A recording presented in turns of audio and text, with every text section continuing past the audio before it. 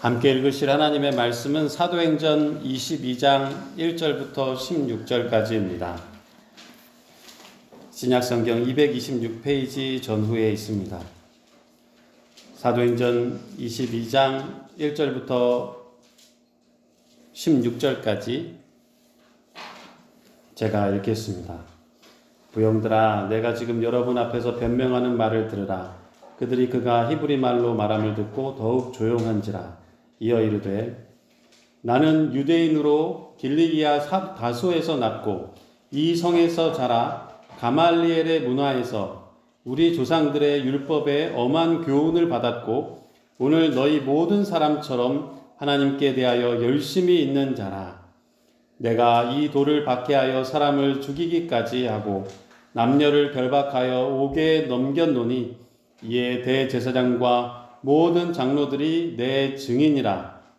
또 내가 그들에게서 다메섹 형제들에게 가는 공문을 받아가지고 거기 있는 자들도 결박하여 예루살렘으로 끌어다가 형벌받게 하려고 가더니 가는 중 다메섹에 가까이 갔을 때에 오정쯤 되어 호련히 하늘로부터 큰 빛이 나를 둘러 비치매 내가 땅에 엎드러져 들으니 소리 있어 이르되, 사울아 사울아 내가 왜 나를 박해하느냐 하시거늘 내가 대답하되, 주님 누구시니까 하니 이르시되, 나는 내가 박해하는 나사렛 예수라 하시더라. 나와 함께 있는 사람들이 빛은 보면서도 나에게 말씀하시는 이의 소리는 듣지 못하더라. 내가 이르되, 주님 무엇을 하리이까? 주께서 이르시되, 일어나 다메섹으로 들어가라. 내가 해야 할 모든 것을 거기서 누가 이르리라 하시거늘 나는 그 빛의 광채로 말미암아 볼 수 없게 되었으므로 나와 함께 있는 사람들의 손에 끌려 다메섹에 들어갔노라. 율법에 따라 경건한 사람으로 거기 사는 모든 유대인들에게 칭찬을 듣는 아나니아라 하는 이가 내게 와 곁에 서서 말하되, 형제 사울아 다시 보라 하거늘 즉시 그를 쳐다보았노라. 그가 또 이르되, 우리 조상들의 하나님이 너를 택하여 너로 하여금 자기 뜻을 알게 하시며 그 의인을 보게 하시고 그 입에서 나오는 음성을 듣게 하셨으니 내가 그를 위하여 모든 사람 앞에서 내가 보고 들은 것의 증인이 되리라. 이제는 왜 주저하느냐? 일어나 주의 이름을 불러 세례를 받고 너의 죄를 씻으라 하더라. 아멘.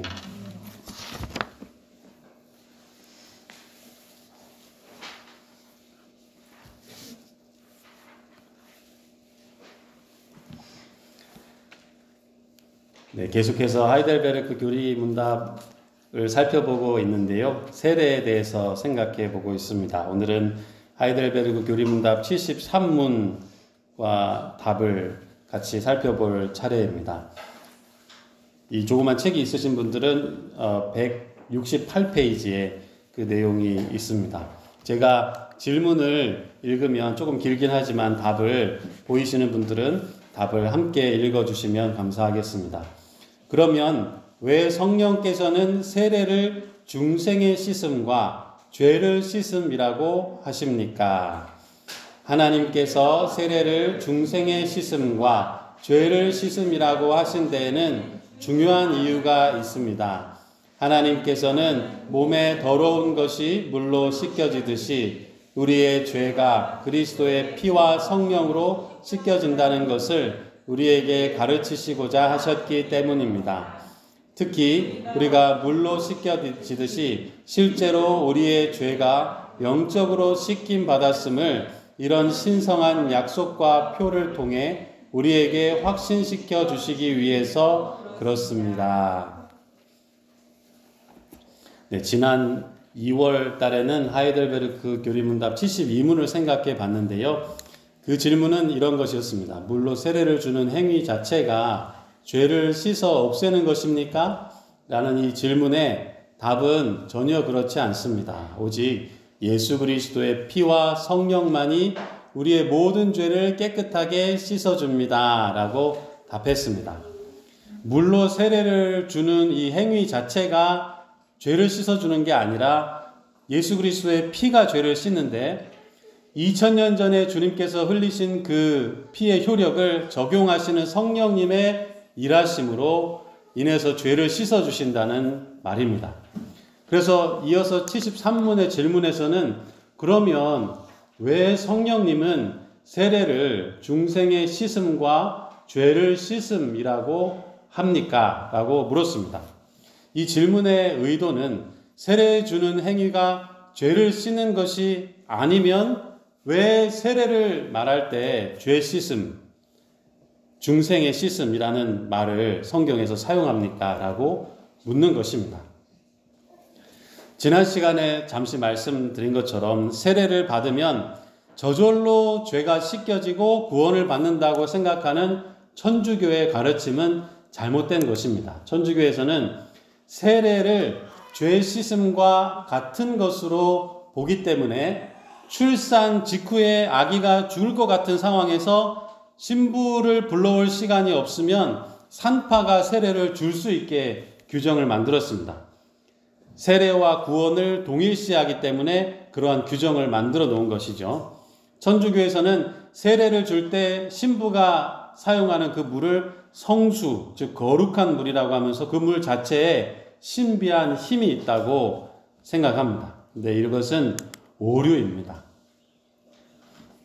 이러한 오류를 72문에서 반박하면서 세례의 물이 죄를 씻는 것이 아니라 그리스도의 피와 성령만이 우리의 모든 죄를 씻어줍니다 라고 강조한 것입니다. 그리스도의 피와 성령으로 신자는, 믿는 사람들은 거룩하다라는 선언을 받고 거룩한 삶을 살 수 있게 되는 것입니다. 그런데 이 세례 주는 행위를 죄 씻음과 동일하게 보는 사람을 반대하면서 세례를 무시하는 사람들도 있었습니다. 16세기에는 세례가 구원을 나타내는 상징일 뿐이다 라고 가르치는 사람들도 있었던 것이죠. 그런데 하이델베르크 73문에서는 세례가 단순한 상징이 아니라 매우 실제적인 것이다 라고 말합니다. 세례가 단순히 그냥 상징이 아니고 매우 실제적인 것이다 라는 것이 무슨 의미인지를 오늘 세 가지 측면에서 살펴보려고 합니다. 그래서 주보에 보시면 세 가지 포인트가 나와 있는데요. 첫 번째로 세례는 단순한 형식이나 상징이 아닙니다. 세례는 단순한 형식이나 상징이 아닙니다. 성경에서는 세례를 중생의 씻음 혹은 죄를 씻음이라고 표현을 할 정도로 세례가 실제적인 효력이 있다고 가르치는데, 예를 들면 디도서 3장 5절에 중생의 씻음이라는 표현을 사용했습니다. 그리고 오늘 읽은 본문에서도 바울이 자신이 부활하신 주 예수님을 만났을 때 어떤 일이 일어났는지 유대 사람들한테 이야기를 하는데, 다메섹으로 가는 길에 부활하신 주님을 만나고 바울은 예수 그리스도를 믿고 거듭나게 됩니다. 그날 이후로 이전에 믿는 자들을 잡아다가 감옥에 가두던 바울이 변화가 된 것이죠. 그리고 나서 다메섹에서 홀로 기도하고 있었는데 아나니아라는 하나님의 사람이 와서 형제 사울아 다시 보라 하거늘 즉시 그를 쳐다보았다고 했습니다. 그리고 나서 사도행전 22장 16절에서 아나니아는 이제 회심해서 주 예수님을 정말로 믿게 된 바울에게 일어나 주의 이름을 불러 세례를 받고 너의 죄를 씻으라 라고 했습니다. 이 말씀은 세례를 지금 받아야 되는데 받지 않으면 죄가 씻어지는 게 아니야 라는 의미는 아닙니다. 바울은 부활하신 예수님을 정말로 믿게 됐어요. 그래서 그분을 따르게 됐습니다. 그런 바울에게 아나니아는 자 일어나서 주의 이름을 불러 세례를 받고 너의 죄를 씻으라 라고 말한 것입니다. 여기서 일어나서 주의 이름을 부른다 라는 것은 하나님께 믿음으로 호소하는 것입니다. 일어나서 주의 이름을 부른다는 것은 하나님께 믿음으로 호소하는 거예요. 주 예수님을 믿게 된 어떤 사람이 믿음으로 하나님을 부르는 것을 우리는 구원 받았다라고 말합니다. 그렇게 믿음으로 하나님께 호소하며 세례를 받은 사람은 죄를 씻어버리게 된다라는 의미에서 그렇게 일어나 주의 이름을 불러 세례를 받고 너의 죄를 씻으라라고 했습니다. 그러니 여기서 세례는 단순한 상징이 아닙니다. 바울이 받은 세례는 죄 씻음을 정말로 의미하기 때문입니다. 그런데 여기서 만약에 바울이 물로 세례를 받지 않았다면 구원을 받지 못한 것일까요? 물로 세례를 받지 않으면 구원을 받지 못한다라고 말하는 것은 사실 옳지 않습니다. 동시에 세례를 받은 사람은 모두 구원을 받았다라고 생각하는 것도 옳지 않습니다.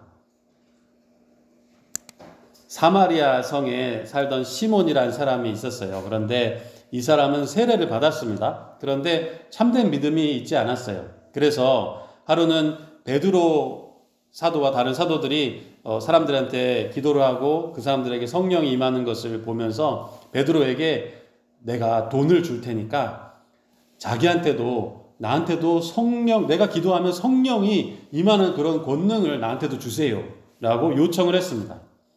그러니까 베드로가 이 시몬이라는 사람한테 하나님의 선물은 돈을 주고 사는 것이 아닙니다 라고 하면서 하나님 앞에 너의 마음이 바르지 못하니 이 도에는, 즉 이 믿음에는 너와 관계도 없고 분깃될 것도 없느니라 라고 말을 했습니다.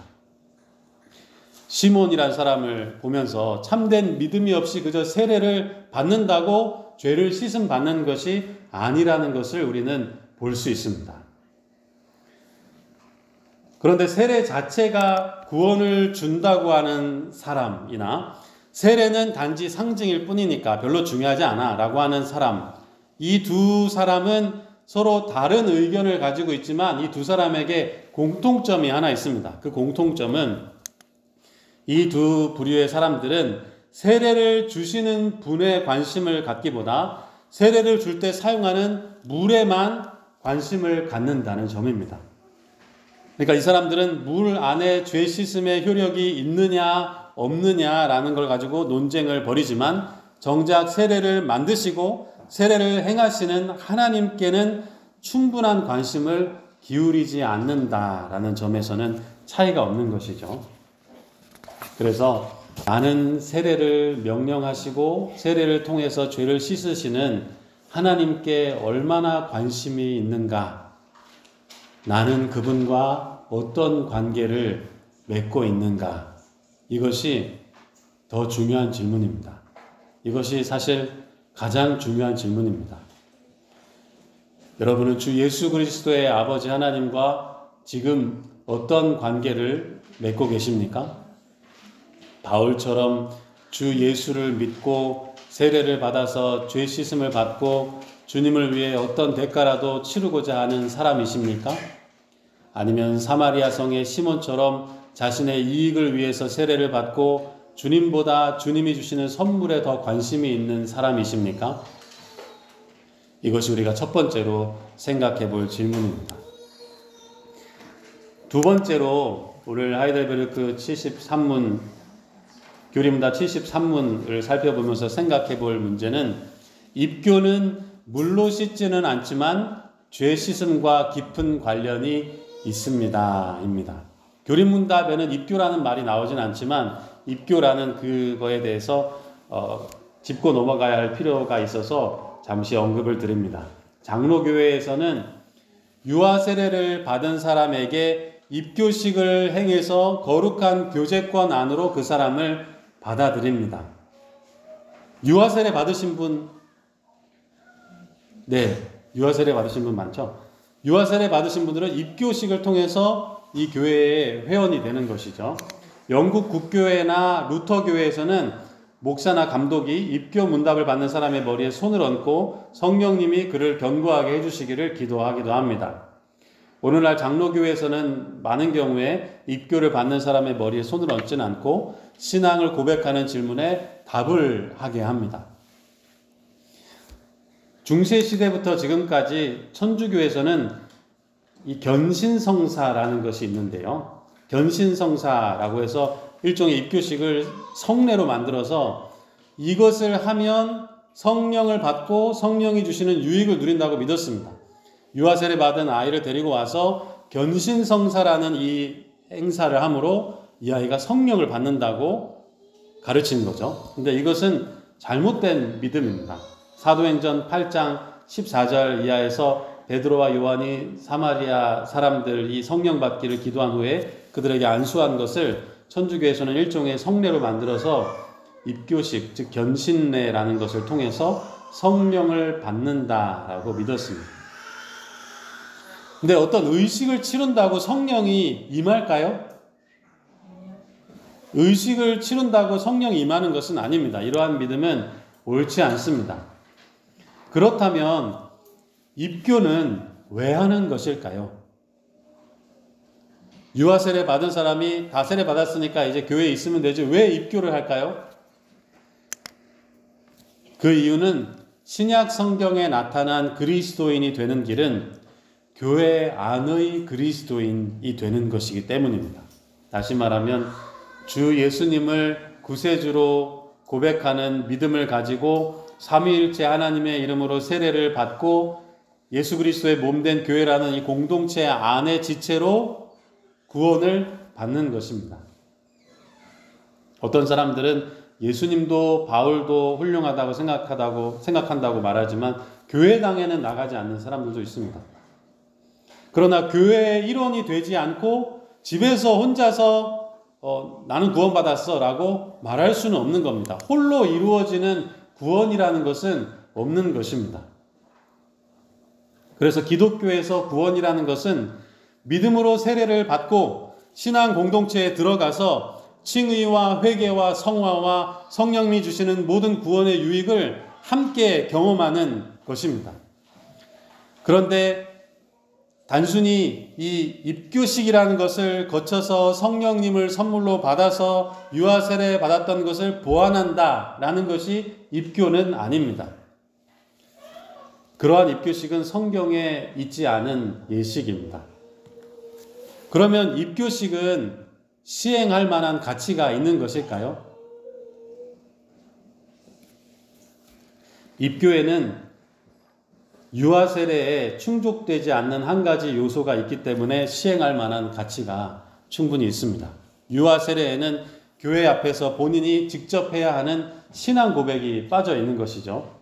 다음 주부터 우리가 본격적으로 유아 세례에 대해서 살펴보겠지만 우리는 유아 세례를 하나님의 뜻으로 여길 수 있습니다. 그러나 일정한 나이가 되어 신앙을 교회 앞에서 고백하는 것 또한 하나님의 뜻입니다. 로마서 10장 9절에서 바울 사도는 너가 만일 너의 입으로 예수를 주로 시인하며 또 하나님께서 그를 죽은 자 가운데 살리신 것을 너의 마음에 믿으면 구원을 받으리라 그랬습니다. 너가 만일 너의 입으로 예수를 주로 시인하며 라고 했습니다. 하나님 앞에서 교회 앞에서 그리스도를 자신의 구주라고 진실하게 그냥 형식적으로 말고 진실하게 고백하라고 바울은 말하고 있는 것입니다. 그리고 바울 사도는 디모데에게 믿음의 선한 싸움을 싸우라 영생을 취하라 라고 권면하면서 이를 위하여 너가 부르심을 받았고 많은 증인 앞에서 선한 증언을 하였도다 라고 말했습니다. 사도행전 16장에 보시면 디모데가 등장하는데요. 디모데는 루스드라와 이고니온이라는 지역에 있는 형제들에게 칭찬받는 사람이었다라고 기록되어져 있습니다. 루스드라라는 이 그의 고향에 있는 교회에서 디모데는 자신이 예수 그리스도를 정말로 믿고 난 다음에 복음을 듣고 믿고 난 다음에 하나님의 사람들 앞에서 믿음을 고백하였을 것입니다. 그렇기 때문에 바울 사도가 너가 많은 증인 앞에서 선한 증언을 하였다라고 이야기를 한 것입니다. 입교를 통해서 본인이 직접 믿음을 고백한다는 것은 특별한 의미가 있는 것입니다. 이전에는 유아 세례를 받고 그리스도인으로 양육을 받고 보호를 받았던 어린이였지만 이제는 자신의 믿음을 교회 앞에서 진실하게 고백함으로 권리를 가진 성인 교인으로 전환되는 것이기 때문입니다. 그래서 교회 앞에 자신의 신앙을 고백하는 사람은 이제는 성찬식에서 이것은 너희를 위하는 내 몸이니 라는 예수님의 말씀의 의미가 무엇인지를 이해할 수 있습니다. 따라서 스스로 믿음을 고백하는 사람에게는 믿는 자들만을 위한 성찬에 참여할 수 있는 자격이 주어지는 것입니다. 이전에는 유아 세례를 받을 때 부모가 대신 고백했던 그 믿음에 이제 자기가 헌신할 것과 마귀와 세상과 육신의 일을 거부할 것을 자신이 직접 고백하는 것은, 믿고 고백하는 것은 큰 의미가 있는 것입니다. 그래서 입교식을 할 때 예식문에 보면 당신이 유아로서 세례를 받을 때 당신의 이름으로 했던 그 신성한 약속과 맹세를 이제 여기 하나님과 회중 앞에서 당신이 직접 다시 새롭게 하시겠습니까? 라고 묻습니다.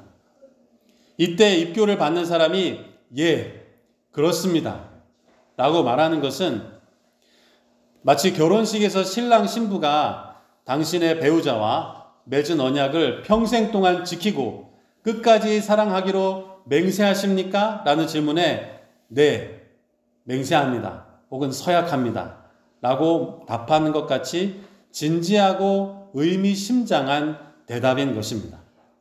그렇게 입교를 받는 사람이 네, 믿습니다. 네, 그렇습니다.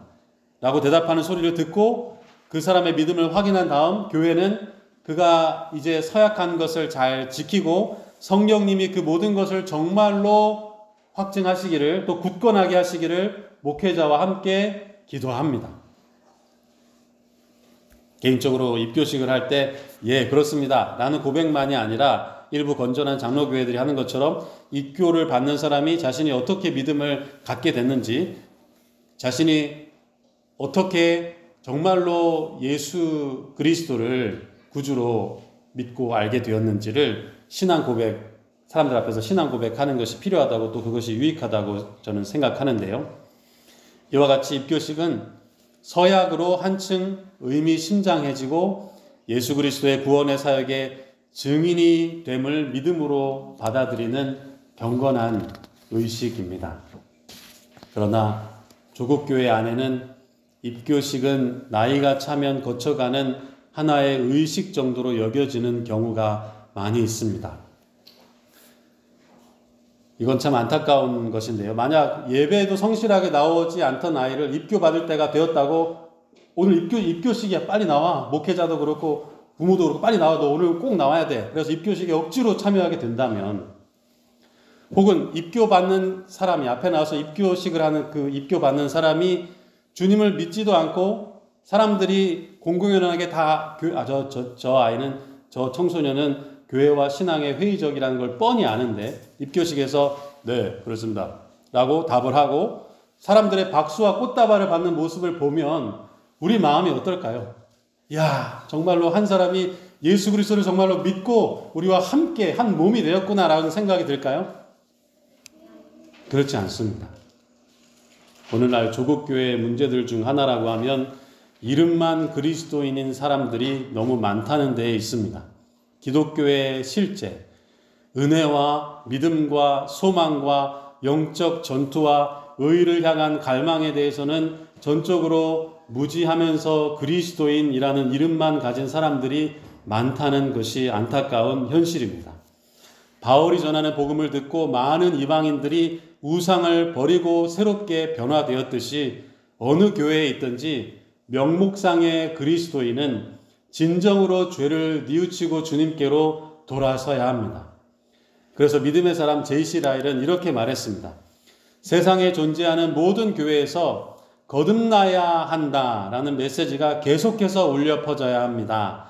저는 이 말을 의도적으로 강조하고 싶습니다. 이런 말이 관대하지 못하다고 우려를 표명하는 사람들이 많을 줄로 압니다. 하지만 신약 성경이 말하는 기독교와 오늘날의 이름뿐인 신자들이 살아가는 방식을 비교해 본 사람이라면 저의 말을 쉽게 부인하지 못할 것입니다.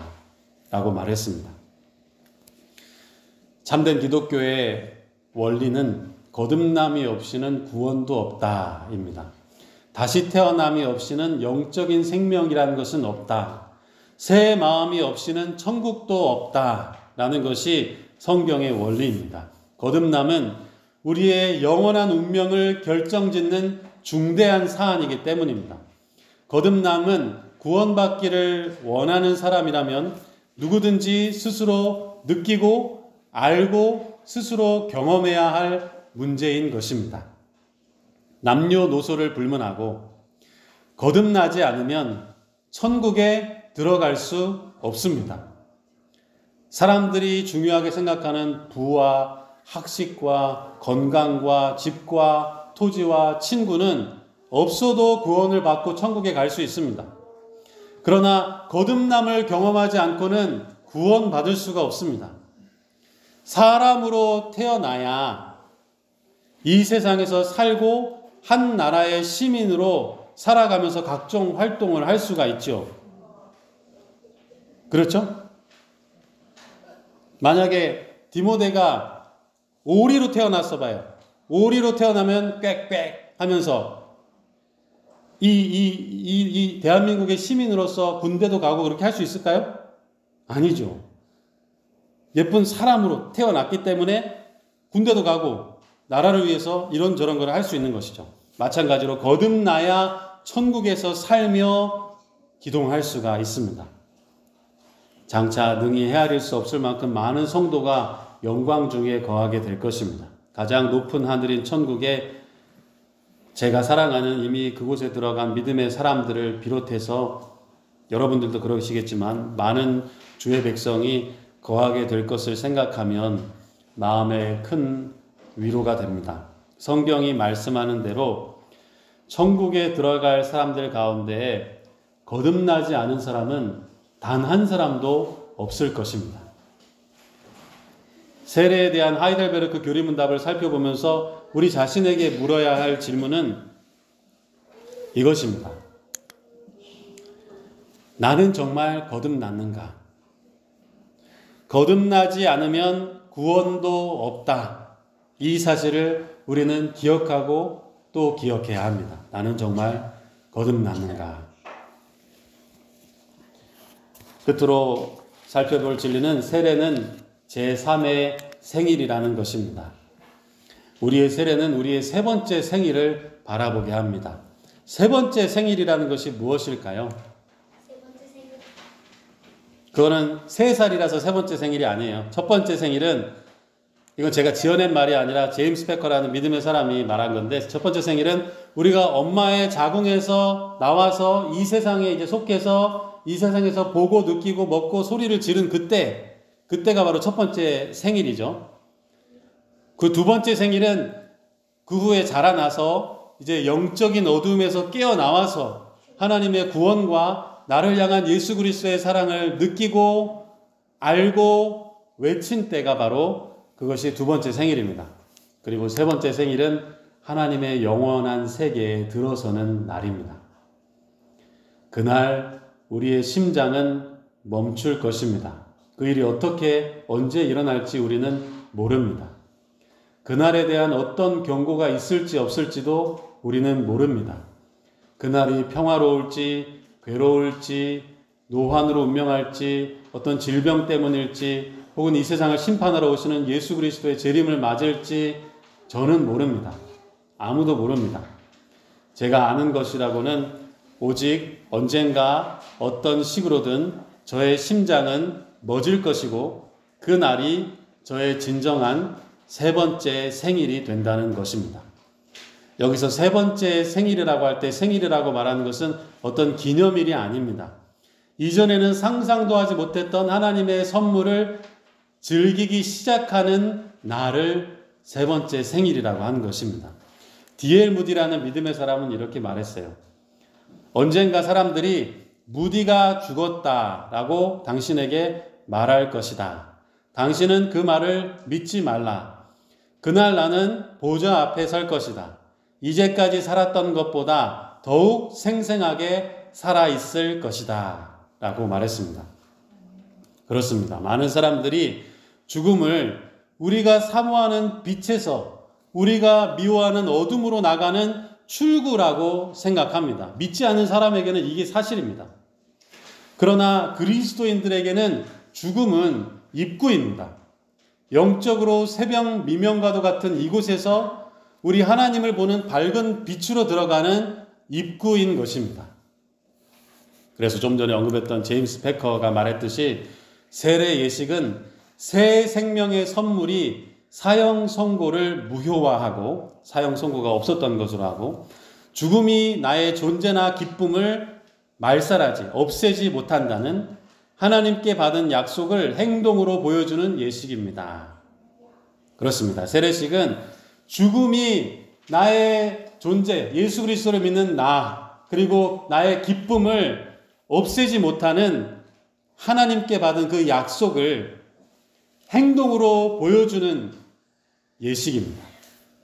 그래서 목사가 우리에게 세례를 베풀 때 우리가 거기에 순순히 따랐다는 그 사실은 우리를 본향으로 데려가시는 하나님의 은혜에 우리 자신을 맡겨야 한다는 것을 가르쳐 주는 것입니다. 우리의 세례로 하나님이 나에게 하신 약속은 내가 죽을 때까지, 그리고 그 이후에 예수님께서 나를 그분에게 데려가시는 날까지 유효한 것입니다. 우리의 세 번째 생일은 아직 오지 않았습니다. 로버트 브라우닝이라는 사람의 말처럼 가장 좋은 것이 아직 남아있는 것입니다. 기도하겠습니다. 거룩하신 하나님 아버지, 우리에게 거듭남에 대해서 생각할 수 있는 기회를 주셔서 감사합니다. 과거에 유아 세례를 받았든지 입교를 했든지 세례를 받았든지 상관없이 우리의 거듭남과 죄의 씻음에 대해서 진심으로 고민하고 하나님 앞에 겸손하게 은혜를 구할 수 있도록 도와주시옵소서. 그래서 앞으로 유아 세례를 할 때, 입교를 할 때, 세례를 베풀 때 우리가 그것을 더욱 진중하게 여기고 우리와 우리의 후손들이 모두 진실로 거듭나서 예수 그리스도를 믿고 끝까지 믿음의 길을 가는 복을 베풀어 주시옵소서. 우리의 죄를 정말로 씻으시는 주 예수 그리스도의 이름으로 기도합니다. 아멘.